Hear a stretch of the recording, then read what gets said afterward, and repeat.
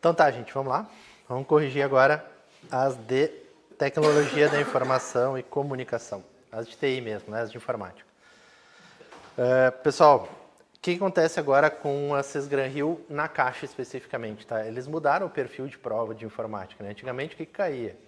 Onde é que ficam, né, determinadas funções, enfim, mandavam resolver funções, mandavam fazer algumas coisas de Word, né? Então tinha que saber fazer algumas coisas.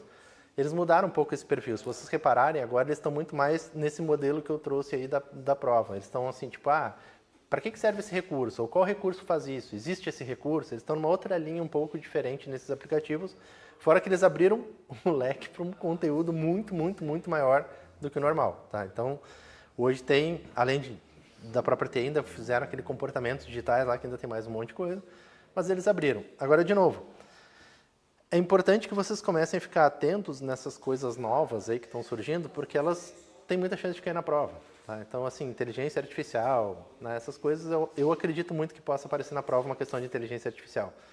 Mas aí como é que eu aprendo isso? Primeiro ouve um pouquinho do conceito e depois, cara, usa um chat GPT. Usem para estudar, experimentem, vocês vão gostar de usar esse negócio. Sabe, ele virou uma ferramenta de apoio muito boa. Não dá para confiar 100%, tá? Comigo já aconteceu várias vezes de eu pedir para ele alguma coisa assim, tipo, chat GPT, faz tal coisa aí para mim de tal assunto. Ele vai lá, eu pedi para ele fazer uma questão, por exemplo, para testar aqui para o simulado, tá? Ele disse, faz uma questão de tal assunto. Aí eu li a questão, cara, isso está errado. A resposta que ele deu da questão, juro por Deus, estava errada. Aí eu olhei assim, tem certeza que isso aqui... perdão, me enganei, realmente, essa questão é tal coisa. Então, assim, não dá para confiar em 100% do que ele faz. Mas ele é uma ferramenta que gera um apoio grande. Por que às vezes dá errado? Né?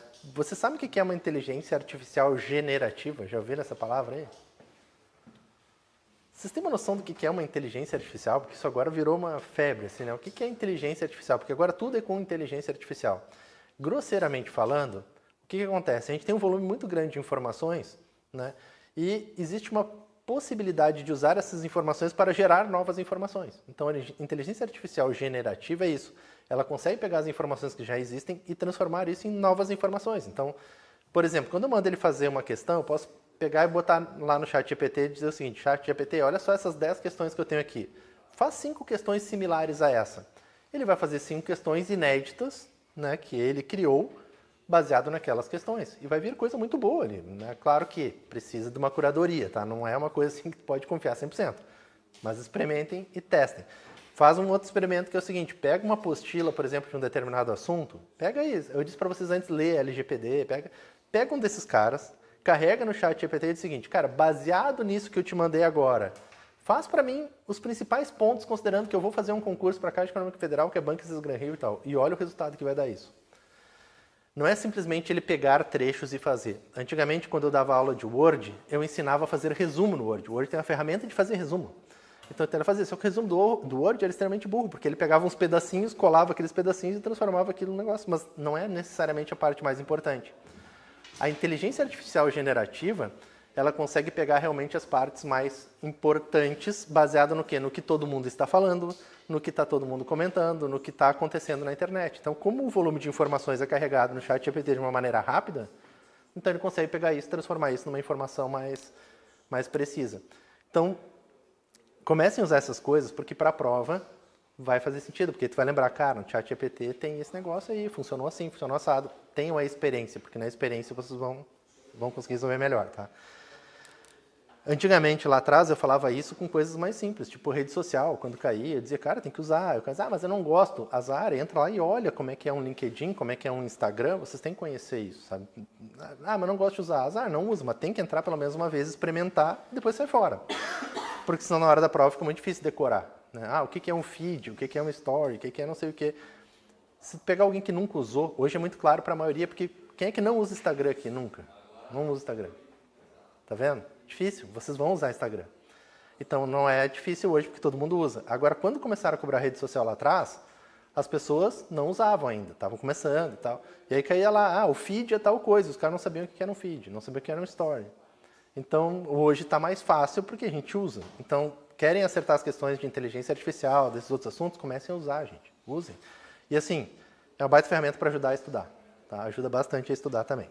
Então vamos lá. Vamos começar aí. Né? O primeiro é sobre segurança da informação, que é clássico também de concurso, tá? Por algum motivo as bancas adoram essas questões desse assunto. E aí eu coloquei uma para vocês também, tá? Então aqui em relação aos fundamentos de segurança da informação, a tríade CIA, que é confidencialidade, integridade e disponibilidade, é um conceito fundamental. Qual das alternativas descreve corretamente o princípio da confidencialidade? Tá, então aqui já tem uma coisa que vira e mexe, as pessoas me perguntam, porque a gente fala em tríade, são os três. Aí, normalmente, quem é que estudou isso aí já de alguma outra maneira? Normalmente vocês estudam mais que três, não é isso? E aí o pessoal fica, mas não é mais? É mais. Só que se vocês lerem a norma, né, a 27001, ou qualquer uma das normas relacionadas a isso, eles sempre vão falar nessas três. Porque essas três são as três essenciais. Confidencialidade, integridade e disponibilidade. E depois veio as acessórias, né, que tem mais duas aí, pelo menos, que vocês têm que saber. Sabem quais são as duas? Vamos lá. Confidencialidade, integridade, disponibilidade. Faltou um aqui, ó. Autenticidade. Aí tem que cuidar, porque é quase igual, né? Mas não é igual. Olha só, autenticação é uma coisa, tá? Autorização é outra. O que é que vocês falaram? Autenticação, autorização e autenticidade. Né? São três coisas diferentes. Autenticação é o fato de tu logar num sistema. Tu te autenticou. O sistema viu que tu é tu mesmo e deixou tu entrar. Autorização é tudo que tu pode acessar depois que tu te autenticou. Então eu botei lá usuário e senha, me autentiquei. Aí eu tenho a autorização. O que é a autorização? É o que tu pode acessar lá dentro. Então, isso é uma outra coisa. E a autenticidade é o fato de garantir que é autêntico. Aí é outra coisa um pouquinho diferente. Está muito ligado à autenticação, né? Mas a autenticidade é o princípio, né? Então, a autenticidade é o quarto princípio dos principais, tá? E esse cara ainda remete a um outro princípio, que é o princípio do não repúdio. Repúdio. Ou irretratabilidade como irretratabilidade, que é como a Cisgran-Hill gosta de chamar. Tá? Eles dificilmente colocam não repúdio, eles botam irretratabilidade, mas é exatamente a mesma coisa. Então, o que é isso? A autenticidade, para a gente pegar um exemplo idiota, mas para ficar na cabeça. Se eu mandar um e-mail lá para vocês, e vocês tiverem a certeza de que fui eu que mandei o e-mail, vocês têm uma garantia de autenticidade. Então, se eu mandar um e-mail, por exemplo, assinado digitalmente, eu garanti a autenticidade desse e-mail. Porque muitas vezes a gente recebe e-mail falso, né, que parece que é aquela pessoa que mandou, mas não é ela que mandou. Daí nós temos um problema de segurança da informação, um problema de autenticidade. Ele não era autêntico. Mas a autenticidade é isso, é garantir que realmente a origem é aquela. Ó, veio do Sérgio, é o Sérgio mesmo, tá tudo certo, tá bonito. Tudo bem? E o não repúdio, o que é? Porque o não repúdio, ou irretratabilidade, é bem importante para banco, né? Porque o que é isso? Lá no banco, no momento que eu vou me autenticar no sistema do banco, eu vou me autenticar no sistema do banco. Como é que a gente se autentica no sistema do banco? Usuário e senha, pode ser, mas muitas vezes vai além. Se você for no caixa automático, como é que você se autentica? Com cartão mais a senha, não é isso? Então, cartão mais senha é a autenticação que vocês vão fazer lá. No momento que vocês fazem a autenticação, é verificada a autenticidade. O banco sabe que vocês são vocês mesmos. E a gente diz o seguinte, que no momento que existe uma autenticidade, vocês não podem negar aquilo que foi feito. Então, no momento que tu foi lá no banco, com o teu cartão, com a tua senha, e fez uma transferência, tu não pode depois ir lá e dizer o seguinte, não fui eu. Foi sim, tá aqui teu cartão, tá aqui tua senha. Ah, mas eu emprestei para amiguinho, azar é teu, não devia ter emprestado. Então, o princípio do não repúdio ou da irretratabilidade é o fato de vocês não poderem negar, né, algo que foi feito no momento que vocês estavam autenticados. Tudo bem? Sim? Era dúvida, perguntem, aproveita para revisar esse negócio aí. E aí tem esses três, que são os três principais, que é confidencialidade é o fato de ser confidencial, né? O nome já diz, confidencial. Então, só ter acesso quem tem direito de ter acesso. Né? Disponibilidade, falei antes para vocês também, né? O fato de estar disponível, não é isso? Perdi aqui. Integridade, desculpa. Pulei ali o I, né? Integridade. Integridade é o quê? O fato de estar íntegro, inteiro, completo. Né? Na norma, inclusive, eles fazem na completeza e exatidão, já que é uma prova assim. Por que é assim? Porque é o jeito que está escrito na norma lá. Completeza e exatidão dos dados. Então, ele estava completo e exato. Então, essas são as garantias. Se o dado foi adulterado, temos problemas de integridade. Tranquilo? Ali ele está perguntando sobre confidencialidade. Então, ó, garantir que as informações estejam disponíveis para qualquer usuário a qualquer momento. Certo isso? Errado. Agora, olha só, isso é qual princípio? Também não. Por que não? Porque olha só, disponibilidade é o fato de estar disponível a quem tem direito. E não é a qualquer pessoa a qualquer tempo. Ele diz a qualquer usuário a qualquer tempo. Não. É o usuário que tem direito. Olha só, se eu for no banco e tentar acessar a conta do Bruno ali, né? Tentar acessar a conta do Bruno. A conta dele não estava disponível para mim. Tem um problema de segurança de informação aí? Não, não tem, porque ela não deveria estar disponível para mim. Então não é estar disponível a qualquer usuário a qualquer tempo. Esse qualquer usuário poderia botar em aspas, né? Tá, é sacanagemzinha, mas é mais para vocês ficarem ligados. Porque olha só, a disponibilidade é o princípio de estar disponível a quem tem direito de acessar. Fechado? Beleza. Assegurar que as informações sejam modificadas apenas por pessoas autorizadas. Não é confidencialidade. A gente está tratando de confidencialidade. Confidencialidade o que é? É só acessar quem tem direito de acessar. Tem dúvida? Vamos para a próxima. Garantir que as informações estejam acessíveis e utilizáveis quando necessário. Isso tem a ver com disponibilidade, né? Aí, como ele não falou a qualquer um, eu daria certo para esse cara aqui, se fosse disponibilidade, claro. Assegurar que as informações sejam acessadas apenas por pessoas autorizadas. Essa aí está perfeita. Então, se tu ficou em dúvida, lê as outras que tu vai achar o cara certo. Fale. A B não seria integridade? A B tem a ver com integridade, porque integridade é o fato de estar inteiro. Se alguém modificar os dados, né? Pô, eu entrei lá e mudei o saldo da tua conta. Cara, mexi com a integridade, não está íntegro o sistema, ele está corrompido, né? Ele está com algum problema. Fechado? E às vezes não precisa nem ser adulterado por alguém. Deu um problema no banco lá e perderam os dados. Ele corrompeu os dados, como a gente diz na área técnica. Corrompeu os dados. Cara, corromper os dados é um problema de integridade. Os dados deixaram de estar inteiros, eles estão lá fragmentados. Vocês nunca tiveram um problema com um documento do Word, do Excel, sei lá, uma coisa foi abrir, e aí até abre, mas abre faltando um monte de pedaço? Problema de integridade, ele não estava íntegro. Ele estava lá. Ninguém roubou, mas não estava íntegro. Tranquilo esse cara aí, então? Cara, esse aí é daqueles que não dá para errar, tá? Isso aqui cai em tudo que é concurso que vocês podem imaginar, de qualquer coisa, seja de banco, do que vocês imaginarem, quando cai lá a parte de informática, a chance de cair uma questão desses caras é muito grande, tá? Exceto o da Polícia Civil daqui, que é o único cara que eu dou aula que não cai. Vamos lá. No contexto de inteligência artificial generativa, ferramentas como o ChatGPT são capazes de gerar textos e interagir com usuários em tempo real. Qual das alternativas a seguir explica corretamente uma aplicação de um chatbot, né, que é um robô, né, para conversas baseado em inteligência artificial generativa no ambiente bancário? Então vamos ver. Um chatbot treinado apenas para responder perguntas sobre o saldo bancário dos clientes. Precisa uma inteligência artificial para isso? Não, é uma consulta simples. Ele vai e olha, ele está criando algo? Não. Certo? Ele só consulta e entrega. Isso não é inteligência artificial. Um chatbot que realiza apenas transações de baixa complexidade, sem interação humana. Pô, não, né? Ele já está falando que é um chatbot, né? Um chat não tem sentido. Um chatbot que utiliza inteligência artificial generativa para interpretar a linguagem natural e responder às perguntas complexas sobre produtos financeiros, além de realizar transações com base nas solicitações do cliente. É isso, é quase como se ele pensasse, né? Não é bem pensar, porque é meio forte dizer isso, mas é quase como se ele pensasse. Como é que a gente faz, tá? Tem uma outra empresa aí que eu participava até pouco tempo e a gente implementou lá a inteligência artificial para responder os clientes, né? Então, o que a gente fez? A gente carregou tudo que era informação da empresa lá dentro e a inteligência artificial, ela busca lá dentro a informação. Então, tu perguntar quem é o melhor professor, ele vai dizer o fulaninho. Por quê? Porque lá está dito naquele texto que a gente carregou que o melhor é o fulaninho. Então, ele faz ali. Então, cria um texto baseado no fulaninho. Ele vai lá e cria, mas baseado no que a gente carregou. Então, vocês podem fazer isso para o ambiente bancário. Carregar só as informações, por exemplo, que interessam para a Caixa Econômica Federal. Ele diz, cara, aqui dentro deste contexto, e ele sempre vai te responder assim, dentro do contexto da Caixa Econômica Federal, a recomendação, blá, blá, blá, blá, blá. Mas ele que vai criar. Isso é generativo. Tudo bem? O nome parece estranho, mas não é difícil, tá? Beleza, vamos para 3 aí. Excel. Né? Aqui que eu adorava quando tinha que ensinar função, fórmula, fazer vocês calcular um monte. Mas não está caindo mais esse negócio muito. Claro que pode cair, tá? Não quer dizer que não vai cair. Mas tem caído menos. Mas uma funcionalidade do Excel 365 é o preenchimento relâmpago. Vocês já viram isso? Nunca viram?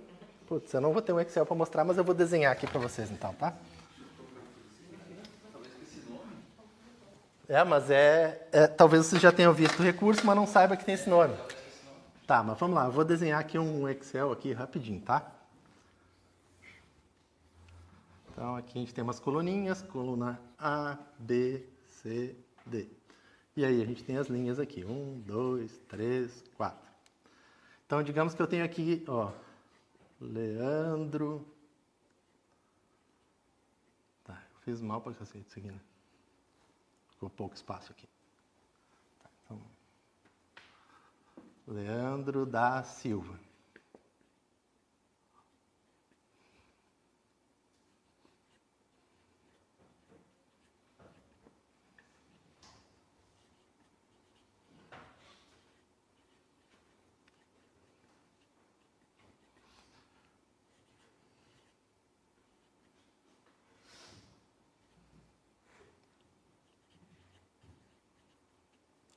Vamos dizer que eu tenho esses nomes aqui, tá? Aí ele é coluna A, B e C. Façam depois esse teste lá no Excel de vocês. Se vocês digitarem aqui nesse primeiro, então aqui tá as linhazinhas, né? Se vocês digitarem agora, vocês digitaram isso aqui, não é fórmula, não é função, não é nada disso. Se vocês começarem a digitar agora aqui, vocês colocarem aqui, ó, Leandro. Só bota Leandro aqui. Só isso. Quando vocês vierem nesse cara aqui, começar a digitar assim, ó, Bruno, você botar o iniciozinho aqui, BRU, ele já vai sugerir para terminar aqui com Bruno, sem o resto do nome, e já vai sugerir que aqui fique Amanda e aqui fique João, porque ele percebe que existe, né, uma lógica por trás disso. Ele olha, cara, esse cara está pegando o primeiro nome dos nomes, então é o primeiro nome de todo mundo. E aí ele vai lá e já completa tudo automaticamente. Tudo bem? Se eu continuar, e aí ele vai continuar então, daí ele vai sugerir, eu só dou o Enter e preenche tudo bonitinho para mim, tá? Por isso que tem esse nome, né, de preenchimento relâmpago, porque vai ser muito rápido. Claro que eu botei 4, imagina se tem 1000. Cara, dá o Enter, foi os 1000. Muita gente, eu já vi gente fazendo função no Excel para tirar o primeiro nome. Aí os caras usam uma função que se chama esquerdo, que daí tu pega os caracteres esquerdos e depois fica tirando os espaços, aí vai até, cara, uma zona para conseguir tirar o primeiro nome do cara. E o Excel faz isso sozinho, não precisa nada. Aqui era só o último sobrenome. Se tu botar aqui, por exemplo, só Silva, e aí quando tu começar a botar o próximo aqui, Lima, ele já vai sugerir completar todos com o último nome de todo mundo. Então esse é o preenchimento relâmpago, só dá um Enter e preenche tudo sozinho. É bacana. No editor ali no Power Query, o cara tinha que fazer um montão de esquema. Isso, era chato de fazer. Vira e mexe, eu tinha que ajudar as pessoas a fazer isso, porque tinha que fazer uma função para pegar só determinados caracteres e tal. Sim. Não precisa. E isso serve para um monte de coisa. Para número de telefone que está entre parênteses, aí tu pega só o que está entre parênteses. Se ele perceber que existe, né, uma lógica ali entre todos os caras que estão aqui com o que está fazendo aqui, ele já sugere na hora para completar tudo. Agora que eu já disse o que é, né? Ó, quando há necessidade de copiar fórmulas para uma série de células. Não, aí copiar fórmula é outra coisa. Lembra que existe referência absoluta, relativa e mista, que quando copia ele muda as referências, né? Isso aqui às vezes aparece em prova também. Para criar gráficos automáticos com base em dados selecionados, tem nada a ver com gráfico. Para preencher uma coluna de dados com base em padrões identificados em outra coluna. É isso, se ele identificar o padrão, ele vê a lógica que existe ali, ele já faz automático. Isso é uma coisa que mudou a vida quando apareceu para quem usa muito Excel. Tá? Eu amo o Excel, por isso que eu gosto, fico feliz de falar essas coisas, né? Vamos lá. Um banco lançou uma campanha de educação financeira no YouTube, criando vídeos sobre planejamento financeiro e produtos de investimento. Durante a campanha, o banco decide incluir links nos vídeos para que os clientes possam acessar diretamente suas contas e investir. Qual prática de segurança o banco deve seguir para incluir segurança o banco deve seguir ao incluir esses links? Então vamos lá. Criar links para páginas HTTPS, pois essas possuem criptografia, e solicitar autenticação segura. É essa, beleza. Mas o que é HTTPS? O que é esse S, você sabe? S quer dizer segurança, né? O S ele vem de uma abreviação que é de Security Socket Layer, é SSL, que é um tipo de criptografia. As pessoas usam isso, o S é de segurança e tal, mas na verdade tem a ver com criptografia. Tá? Então, sempre que é HTTPS é um site mais seguro porque ele usa criptografia. Na verdade, quando existe isso aqui, existe mais o cadeadinho, aquele que fica lá do outro lado, que agora é um pouco diferente em alguns navegadores. Mas sim, usam o HTTP sem essa segurança ainda hoje ou não? Mais? Pois é. Vamos lá, o navegador vai avisar que tem problemas. Né? Ele vai dizer, normalmente quando tem SSL é porque tem o cadeadinho. Normalmente. Mas esse cadeado indica que esse site tem um certificado digital válido por trás. Mas eu posso criar um site HTTPS sem um certificado válido? Posso. Só que daí o usuário, quando abrir, vai aparecer lá um erro dizendo, ó, esse certificado não é válido. Você quer mesmo abrir esse negócio? Ele vai dizer sim. Tem certeza? Sim. Ele vai te encher o saco umas 10 vezes para que tu não abra. Porque ele vai dizer, é arriscado, não recomendo. Mas o cara vai seguindo até lá e abre. Tá? Então, pode sim que o cadeado esteja... Claro, cada navegador mostra um pouco diferente, tá? Mas a ideia é que esteja sem o cadeado, ou cadeado riscado, ou fica em vermelho, fica riscado HTTPS, aí varia. Quanto a esse assunto aí, tem autoridade certificadora, né? E tem Isso. autoridade registradora. Autoridade de registro. Tá. São entidades... São coisas diferentes, tá? Prova de concurso, geralmente, o que cobra em relação a isso? A autoridade certificadora é quem emite certificado. Ponto. Autoridade de registro, cara, é uma espécie de office boy de luxo da autoridade certificadora, tá? Por que eu falo isso? Eu gosto de fazer uma analogia idiota, assim, porque aí meus colegas de área técnica ficam bravos comigo, mas é o melhor jeito de a gente pensar.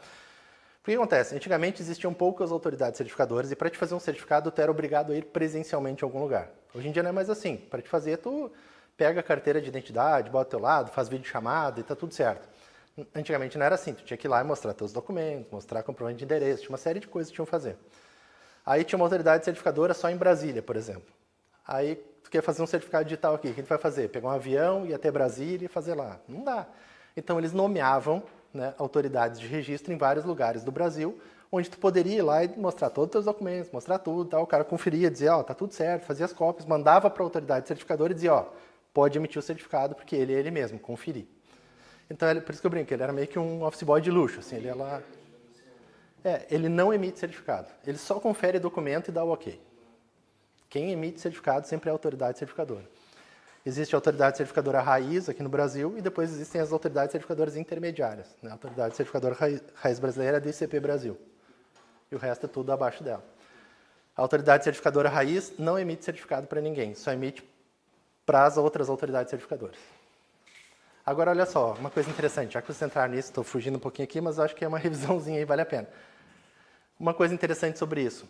A autoridade raiz é quem emite certificado para as outras autoridades certificadoras, e elas emitem para os outros. O que é emitir o certificado? É ele garantir que aquela pessoa é ela mesma.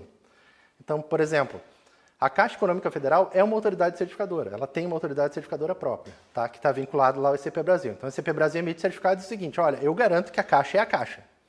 Aí a Caixa vai emitir um certificado para alguém, ela vai dizer, ó, eu garanto que o alguém é alguém. Bacana. Aí eu vou fazer uma pergunta para vocês. E quem é que garante que o ICP Brasil, lá, a autoridade certificadora raiz, é ela mesma? Ela se auto... Isso, é um certificado autoassinado. Então, eles se certificam eles mesmos. Então, o raiz não tem o que fazer. Ele é autoassinado, é um certificado autoassinado. Já cobraram isso em prova, tá? Beleza, então ali a gente já viu a certa, mas vamos só rapidinho passar as outras, né? Utilizar URLs encurtadas para simplificar o acesso. Você sabe o que é essa URL encurtada? É quando tem uma URL. O URL é um endereço completo de tudo lá, né? Muitas vezes existem sites que tu pode encurtar o URL para poder mandar para o cara só um enderecinho pequeno, né? Então é um encurtador de URL, mas isso não garante segurança de nada. Ele só transforma algo que é um textão gigante num textinho menor para poder enviar um link menor para a pessoa. Incluir links que redirecionam para páginas HTTPS e exigir login seguro antes de qualquer transação, já que o HTTPS não utiliza criptografia. Aí o errinho está ali, né? Não utiliza criptografia. Ele usa criptografia sim, que é o SSL, que eu expliquei para vocês. Permitir que os clientes realizem transações diretamente nos vídeos do YouTube. Cara, aí é a coisa mais bizarra do mundo, né? Não faz sentido nenhum. Sem redirecionamento para que assim reduza os riscos de transmissão de dados. Aí é coisa da lógica, né? Olha só, tu vai botar os dados do teu cliente no YouTube, né? Não faz sentido nenhum, totalmente ilógico. E enviar os dados de login diretamente para os clientes nos comentários do vídeo. Parece imbecil, mas eu já vi coisas parecidas acontecendo aí, tá? Já vi, inclusive, de live nossa, de estar fazendo live e o cara assim, eu perdi minha senha da plataforma. O outro, a senha é essa aqui. Eu, porra, mas tu bota isso na live, cara. E era uma live com umas 500 pessoas só. Eu, vai ser bem tranquilo, troca correndo essa senha aí. As pessoas não se dão por conta na pressa. Vamos lá. Quinta e última dessa parte, depois a gente tem a outra parte ali, né? Uma empresa está adotando o uso de armazenamento em nuvem para organizar seus dados e programas. Qual das alternativas abaixo descreve corretamente uma vantagem técnica do armazenamento em nuvem em relação ao armazenamento local? Isso é um negócio interessante, tá? Uma vez eu perdi um tempão tentando explicar, né, para uma pessoa mais velha o que era armazenamento em nuvem. Porque é difícil de entender isso, né? O que é armazenamento em nuvem? Vocês conseguem explicar isso? Quando vocês gravam na nuvem, a fotinho do celular e tal, tá lá na nuvem, tá onde isso? A nuvem é uma maneira de falar, na verdade está em algum lugar, tá? Só que o que acontece? Principalmente depois lá do 11 de setembro, que teve aquele negócio das torres gêmeas, né, passou a ter uma regulamentação em cima de banco muito maior. Tá? Porque lá o que aconteceu? Os bancos tinham uma sede numa torre e a sede backup na outra torre. Porque eles, se der um problema nessa torre, tem outra torre. Eles nunca imaginaram que cairiam as duas torres. Então hoje existem uma série de regras para banco de ter, né, em vários lugares do mundo. Quando a gente diz que está na nuvem, é porque assim deixa de ser relevante fisicamente onde está. Porque, por exemplo, a Google, ela tem vários servidores no mundo inteiro. Então, quando tu grava lá no Google Drive, ela vai estar em vários desses servidores. Ela fica replicada em vários lugares. Por quê? Porque se o servidor aqui do Rio Grande do Sul do Google cair, cara, o de Brasília vai atender. E por isso que se diz da nuvem, porque não interessa para o usuário onde ele está. Mas ele está, sim, em algum lugar físico. Se a gente for lá olhar, ele vai estar, cara, está nesse servidor. Geralmente ele fica em mais de um e em continentes separados. Tá, por essas normas internacionais que se criou, especialmente em banco, tá, se criou normas onde é obrigado a ficar em continentes separados. Então, o banco, para oferecer serviço por internet, hoje em dia, na maioria dos casos, ele é obrigado a ter servidores espalhados, né, em continentes diferentes e ter os dados de vocês em continentes diferentes. Olha a loucura que virou. Tá? Mas é o jeito de garantir. Então, assim, quando a gente fala em nuvem, é porque não nos interessa onde está o servidor, mas é óbvio que ele está em servidores. Agora, qual é a vantagem que eu tenho disso? Porque olha só, ele gravou em algum lugar igual, tá gravando, gravei lá, tá lá, e aí? Que espaço está ocupando espaço em qualquer lugar. De não perder os dados. A vantagem tem primeiro, cara, não me interessa onde está, onde eu estiver, eu posso acessar. Se eu salvei neste servidor aqui, eu tenho que acessar ele, eu tenho um acesso remoto para ele e tal. Agora, no momento que a gente joga nisso que a gente chama de nuvem, cara, em qualquer lugar do mundo que eu for, eu abro meu notebook, conecto a internet, eu acesso lá o Google Drive e está lá meus dados, não é isso? Então eu deixo de ter este problema de segurança. Posso ter outros? Discutível. Vocês já leram o termo de uso do Google? Ninguém lê, né? Mas assim, experimentem um dia ler para vocês verem o que está escrito lá. Né? É assustador. Tá? Mas a gente autoriza o Google a fazer uma série de coisas com os nossos dados, especialmente quando é fora do Brasil. Claro, agora com a LGPD tiveram que fazer uma série de adequações aqui no Brasil. Mas ele autoriza uma série de coisas. Então, muitas vezes, tu bota lá teus dados achando que está ok, só que o Google está usando isso para fazer umas outras atividades para ver justamente quais são tuas preferências, o que tu gosta, o que tu não gosta. Existe uma série de coisas relacionadas a isso que as pessoas falam, né? Tipo, até que tu fala perto do celular e ele sabe que isso está acontecendo. Né, tu fala ali, né, tem brincadeira da mulher que foi falando, quero uma joia, quero uma joia, quero uma joia, no telefone do marido, o marido abre e começa a vir propaganda de joia ali, não é isso? São maneiras de enxergar esse negócio. Não é bem assim, tá? Mas é um pouco sim. Né? Mas hoje tem muito geolocalização, então acontece, o cara vê que teu celular, por exemplo, se tu usa celular que é Android, muitas vezes eles marcam a geolocalização, então ele sabe, esse cara gosta muito de ir no Iguatemi, por exemplo, ou no Barra Shopping, sei lá. O cara vai no Barra Shopping toda semana. O que ele vai fazer? Propaganda de lojas do Barra Shopping para ti, porque tu foi lá. Eu nunca fui no Barra Shopping, eu nunca vou receber, eu fui no Iguatemi, eu vou receber do Iguatemi, entende? Então, tudo isso é pré-autorizado lá. E tudo isso está na nuvem, né? Porque as informações estão guardadas lá. Então, vamos ler aqui, vamos ver na questão, né? O armazenamento em nuvem oferece maior flexibilidade no acesso a arquivos fora da rede corporativa. Menor flexibilidade, né? Eu falei errado. Menor flexibilidade. Não, pelo contrário, é maior flexibilidade para o acesso a qualquer lugar. O armazenamento em nuvem exige que os arquivos sejam compactados antes do envio dos servidores. Não, sabe o que é compactar? É tornar ele menor, né, do jeito grosseiramente falando. O armazenamento em nuvem permite acesso remoto aos arquivos e facilita a colaboração entre equipes distribuídas geograficamente. Show. A segurança, então é essa, né, letra C. E D. A segurança dos dados é garantida apenas em sistemas de armazenamento local, não sendo aplicável ao armazenamento em nuvem. É aplicado sim, tá? Porque, eu falei, o Google pode usar? Pode, mas vocês autorizaram isso, então não dá para dizer que está errado. Tá? O armazenamento em nuvem é limitado a backups manuais realizados pelo usuário. Não, pelo contrário, eles fazem backup, como fica distribuído em vários lugares, né? Fica fácil de resolver. Tudo bem até aí?